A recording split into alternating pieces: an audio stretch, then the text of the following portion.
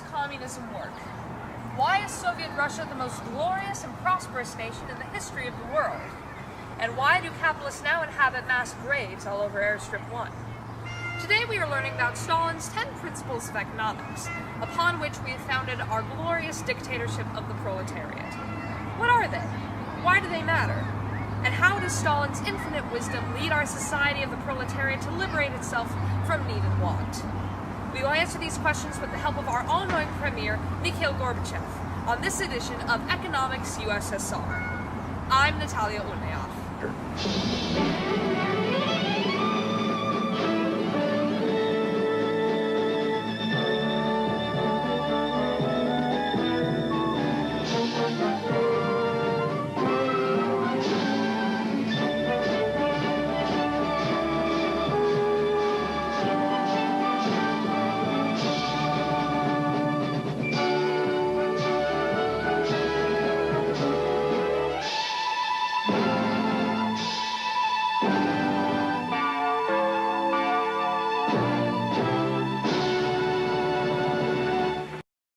People's well-being is determined by their individual actions and transactions, all of which are now happily controlled by the state. The choices that you, your neighbors, everyone, except for detainees in Siberia make, have impacts on our individual as well as collective well-being. Understanding this, we must first observe Stalin's first four principles of economics. Number 1, ignorance is bliss. Number 2, costs are always societal. Number 3, greedy people ruin markets. And number 4, people respond to death threats. We see an example of this in the 1960s, when crops began to fail all over the Soviet...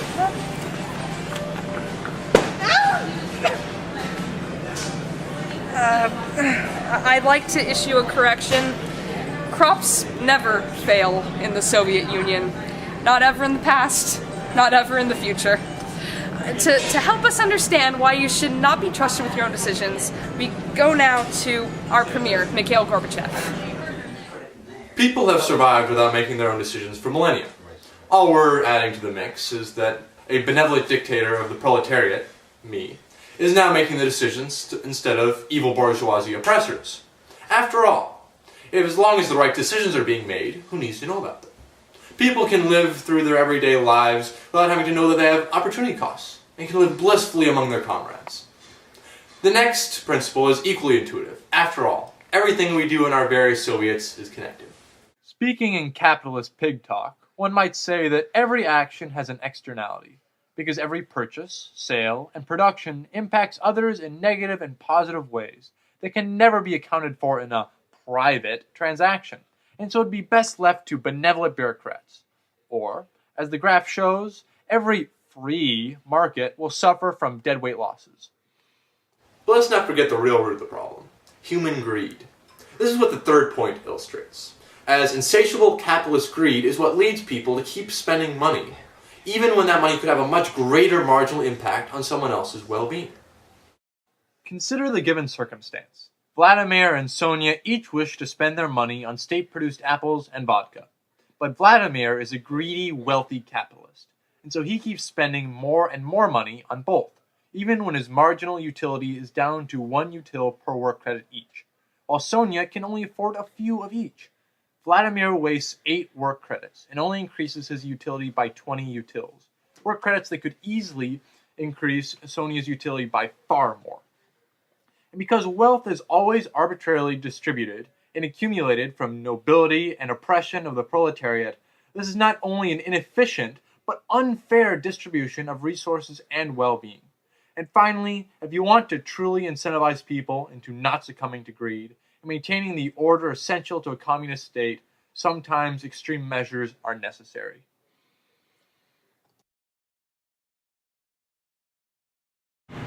So if you aren't going to be making your own decisions anytime soon, or else, then how are we so sure that the state should be, instead of, say, bourgeoisie oppressors? The answer can be found in the next 4 of Stalin's principles. Number 5, collective ownership makes everyone better off. Number 6, state planning is the best way to organize economic activity. Number 7, capitalism is inherently evil. And number 8, capitalist production hurts a country's standard of living. Capitalism's unconscionable lack of morals can be seen in the Great Depression, or as we call it in the USSR, the joyous vindication, which ravaged the United States when the lustful users of their hellish stock market foolishly bought stocks on margin, instead of investing their money where it truly belongs, the motherland. As a result, Russia came out on top, and the Western world succumbed to communist glory. Here with the reasoning behind these insightful principles is Premier Gorbachev. Today's omniscient and omnipotent state has taken on many responsibilities, including what capitalist scum once referred to as trade. You see, primitive and evil societies would trade with each other to expand their production possibilities to take advantage of comparative advantages. But all that really did was give those with absolute advantages leverage over the vulnerably specialized weaker producers, and give lawyers more to fight over, eating up what meager gains were made in total output. Instead, now state planners can simply order your comrades to produce in collective farms and industries, for the good of all. So now we've established that collective ownership and state planning are perfect economic policies, how can we be sure that capitalism is pure, unadulterated evil? Why? Externalities, of course. We've already established that free markets cause deadweight losses everywhere. But worse, the private industry maximizes profits by shirking taxes and regulations that fix these negative impacts. And so capitalists will always work towards screwing over society, and no government in capitalist societies can successfully overcome the treacherous capitalist hordes. And of course, if capitalism causes deadweight losses and other pointless inefficiencies, then it must hurt a nation's standard of living. But more importantly, if one looks at a capitalist firm graph, one realizes that the primary variable cost is labor.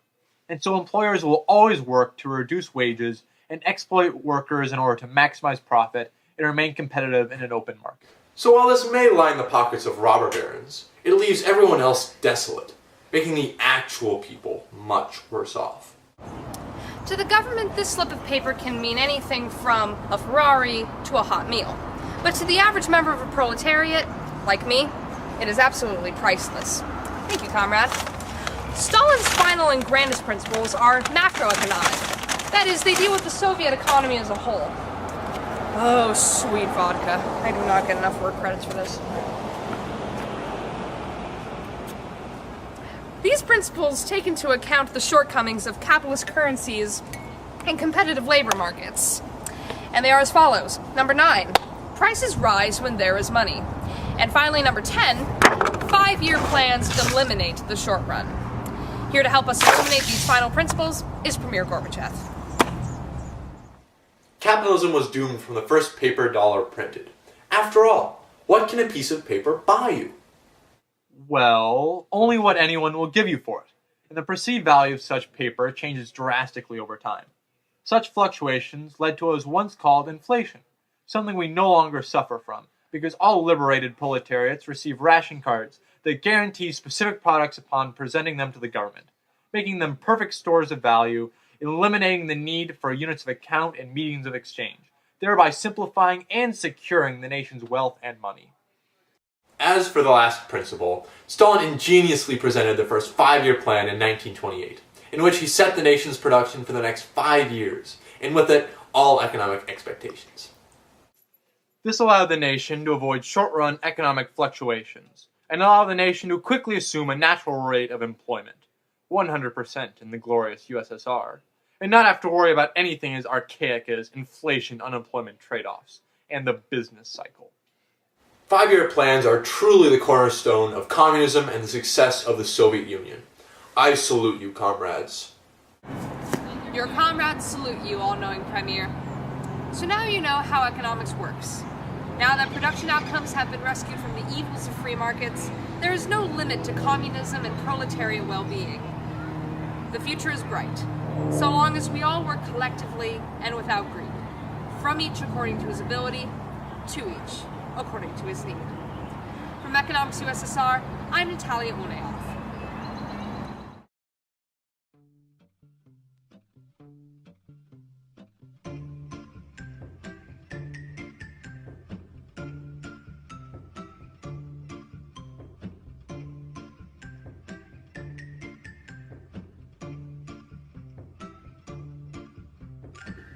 Now and then I think about the Great Depression, when we were sure that the economy would die.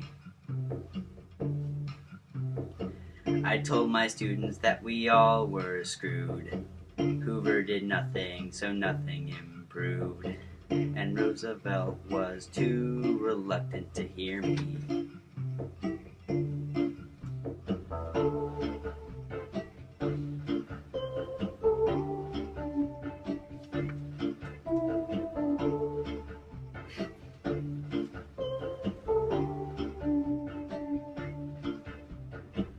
You fill the gap with just a bit of public spending.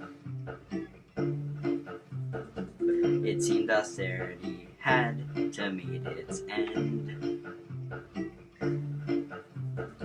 So when we felt that everything was lost, I developed the Keynesian cross. Thanks to my work, the Great Depression was over. But you didn't have to spend so much. Public spending isn't going to solve all our problems. You have to give suppliers love. But if recovery is stagnant if you don't spend enough, You gotta keep your interest low and save money to avoid a violent bust cycle. I guess it doesn't matter though. now you're just a theory we use in macro. Now you're just a theory we use in macro.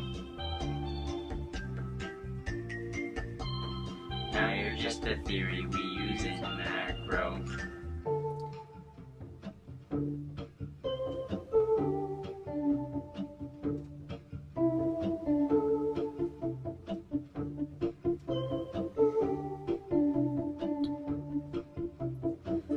Now and then I think of when the economy was screwed over, and I tried to make it so that high inflation would be done. But that's hard for the Fed to sway. Money works in mysterious ways. I thought that I could let Keynes go, and I wouldn't be caught using some old theory we used in macro.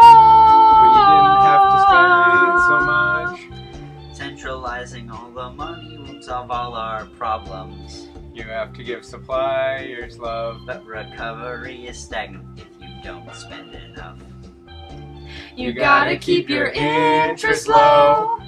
Pumping cash through buying bonds on the open market. I guess it doesn't matter though. Now you're just a theory we use in macro. Some theory used in macro. Some theory. Now you're just a theory we use in macro. Some theory used in macro. Some theory. Now you're just a theory we used in macro.